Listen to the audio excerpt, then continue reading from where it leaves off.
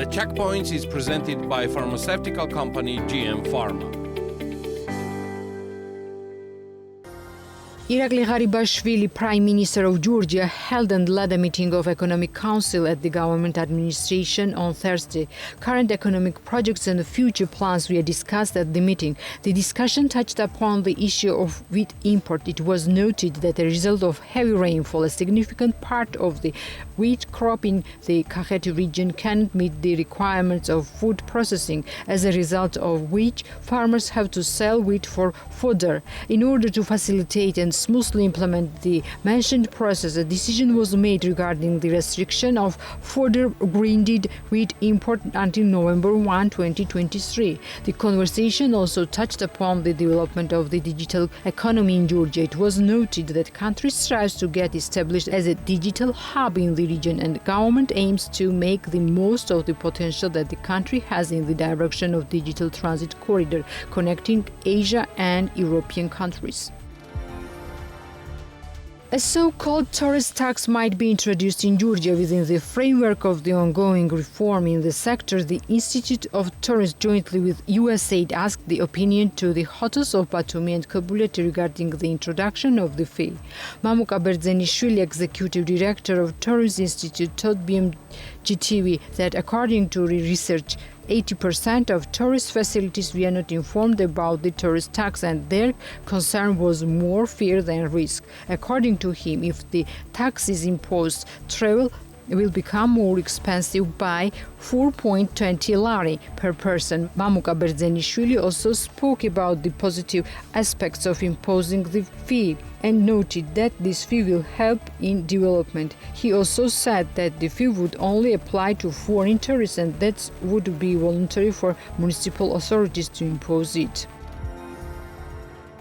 The Georgian Ministry of Health and Medical Institutes in Israel, Spain and Turkey will sign agreements on cooperation this month to offer treatment to 300 children patients of cancer in Georgia in a 30 million lari annual program. High-technology healthcare facilities complying to modern standards and having international accreditation were selected on the grounds of a preliminary market study to act as overseas service providers. A single space offers a full spectrum of services.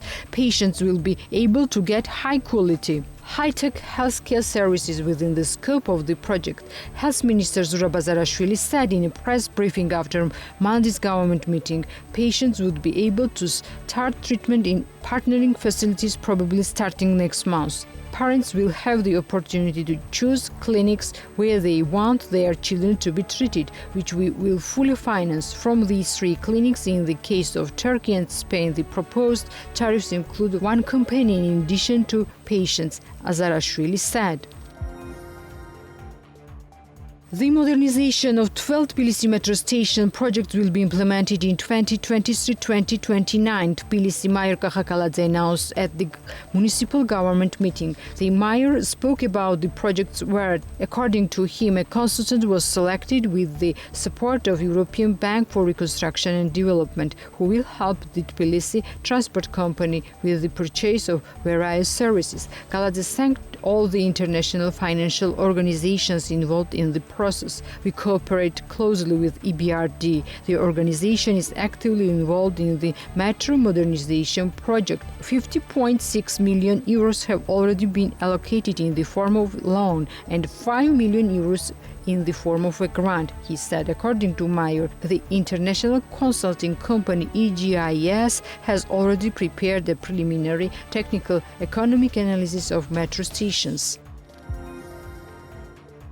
Reform on mandatory minimum wage for medical personnel scaled up. At the initiative of the Ministry of Health, a new package of changes provide setting minimum wages for position of hospital attendant, junior doctors, nurse aide, nurse assistants has been elaborated. A new initiative was offered to the heads of clinics by the representative of the Ministry of Health. It was noted during the meeting that the reform will significantly contribute to increasing employees' motivation and productivity and will enhance working conditions and quality of services.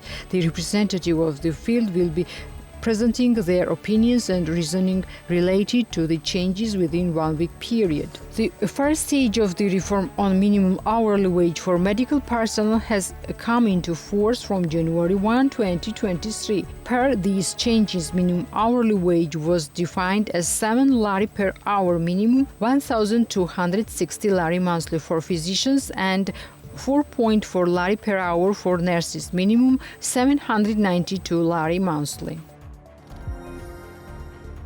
Natia Turnava, the acting president of the National Bank of Georgia, on Thursday discussed domestic economic trends, macroeconomic policy and projects implemented as part of country's cooperation with United States Agency for International Development in her meeting with Kelly Dagnan, the U.S. ambassador to Georgia, and John Pennell, the head of the USAID mission.